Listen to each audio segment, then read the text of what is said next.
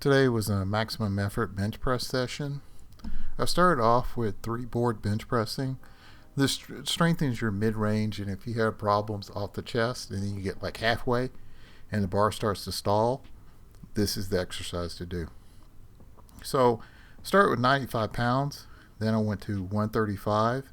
I generally add the block or the board when I get to 225 or 315. It just depends on how I feel. So I went to 225 and did 3. And then with the 315, I decided to have the board, did 1. And then I decided to add some chains to make it a little bit heavier at the top. So I threw on 80 pounds of chain at the top. And then I went to 120 pounds of chain at the top. Then I threw on 160 pounds of chain at the top. I didn't go heavier. This was good for today. What I was happy about is my shoulder did not bother me at all. It just felt normal.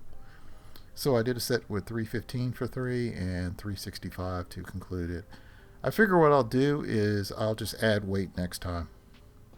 I just didn't want to make the mistake of, hey, throwing 50 pounds. It feels great and then injured again. I then moved on to chain flies. The reason I selected this exercise is because at the bottom, when your arms are completely spread out, there's no shoulder. There's no weight on your shoulder. The contraction at the top, the chains are lifted off the floor and there's full contraction. So I chose to do it that way. And I only did 2 sets of 12. In my new style of training, what I'm doing is I'm reducing the number of sets I do on assistance exercises to like 2 sets, 2 to 3 sets max. And it's worked very well. What it allows me more time to recover. And I could just pile on as much weight as I want in those 2 sets, or I can concentrate on tempo. Notice I'm doing side laterals. This is the first time in months, if not a year, that I have not had any shoulder pain. So that's a really good sign. Things are going good. I then moved on to press downs. I'm doing a slow tempo on these, so I don't need much weight.